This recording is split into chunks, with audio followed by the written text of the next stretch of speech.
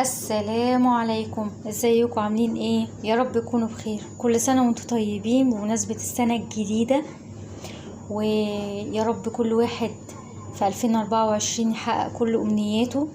ربنا ينجح ولادنا في الامتحانات بتاعتها، ربنا يقف معاهم يا رب ويكبر بخاطرنا فيهم.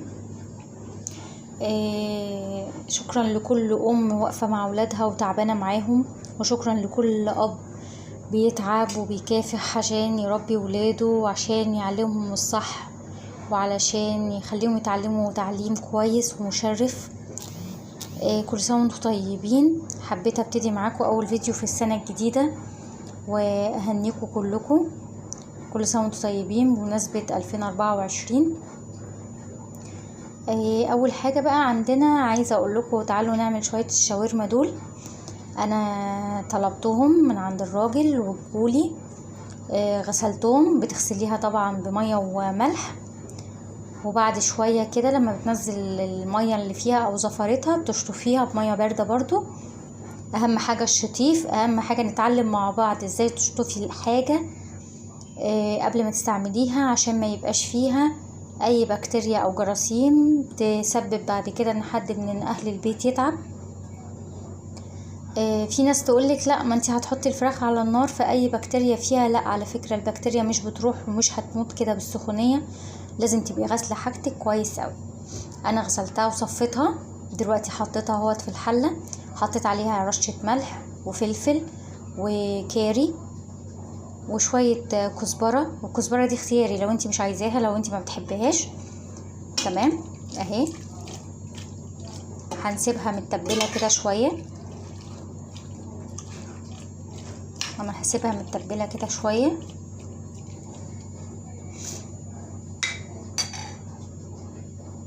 وتعالوا بقى اقول لكم هنعمل فيها ايه. يلا انا هنا حطيتها على البوتاجاز،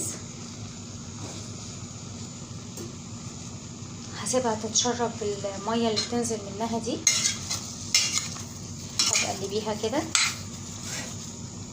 تمام لحد ما المية دي تنشف خالص، عشان نبتدي بقى ننزل عليها بالبصل وبأي حاجة بقى. انت لو عايزة فلفل الوان، لو عايزة البصل بس براحتك، ده بيبقى اختياري وده لذوقك.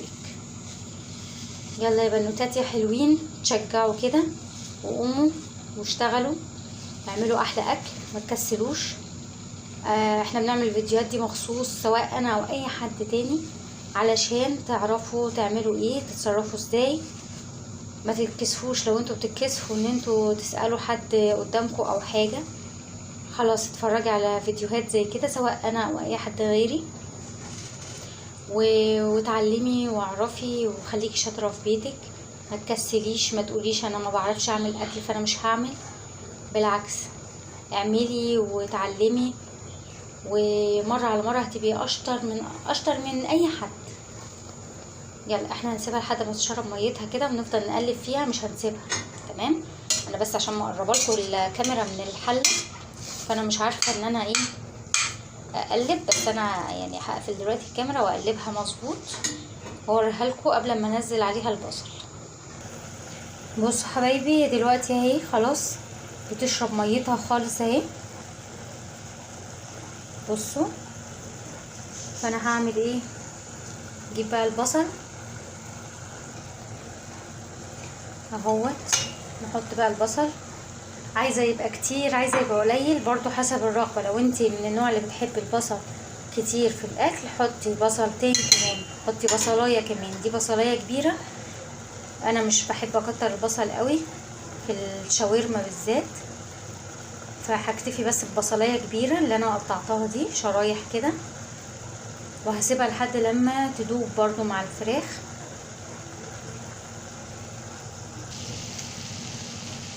بصوا بقى يا امارات، اهي شربت كل الصوص اللي فيها خلاص ونشفت اهي خلاص. هتقعدي بقى تقلبي فيها كده. هي طبعا انا عارفه ان هي دلوقتي استوت، قدامها بس 10 دقايق كده وتبقى بيرفكت. هتسيبيها بقى كده تغطي عليها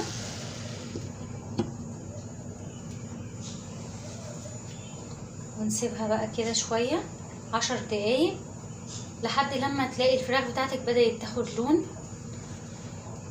لون كأنك بالظبط حطاها تحت الشواية.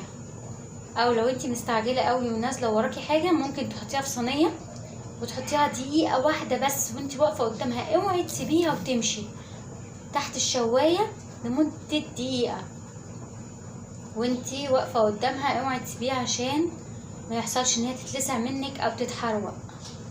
لو انتي خايفة من المرحلة دي لا خلاص خليكي زي ما انتي كده، وكل دقيقتين 3 تعالي قلبيها على الجنبين لحد ما تاخد لون كده كأنها مشوية.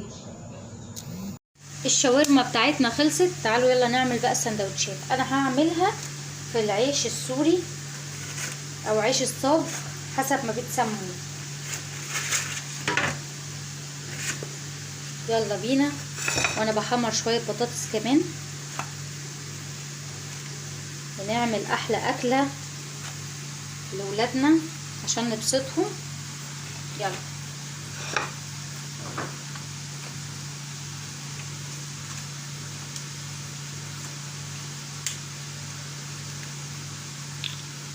نفتح كده بقى عندنا الكاتشب والمايونيز.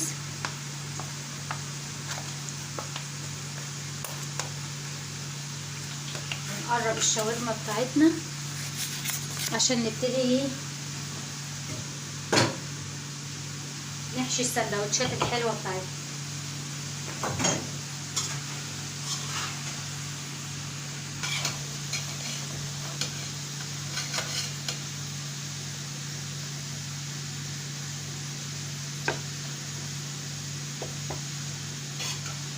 عايزاكم بقى ايه تقوموا كده تشتغلوا وتبقوا حلوين وتعملوا حاجة زي دي بدل ما تشتروها من بره. ادي طريقتها واحنا مش محتاجين حد يعمل لنا حاجة. يلا حطينا المايونيز شوية كاتشب. ايه رأيكم في المنظر ده؟ هنقفله ازاي؟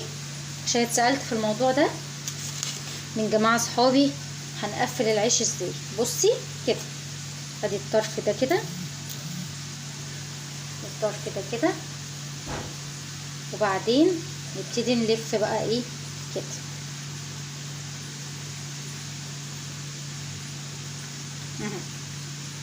كأنك بتطبقي حاجة وعايزاها تطلع ايه شكلها حلو. طبقناه وبقى عندنا رغيف عيش شاورما من اللي بنجيبه من بره. هكمل الباقي واوريكم النهايه. يلا انا لفيته اهوت تمام. هنحطه بقى ايه تحت الشوايه وتفضلي واقفه قدامه مش هياخد ثانيه وهيبقى كل الوش ده اتحمر. انا دهنته بنقطتين زيت كده، زيت بسيط قوي زي ما انتم شايفين بس تلمعيه. يلا نحطه بقى في البوتاجاز في الفرن تحت الشوايه ونشوف التقديمه النهائيه. وادي شويه البطاطس معانا اهي.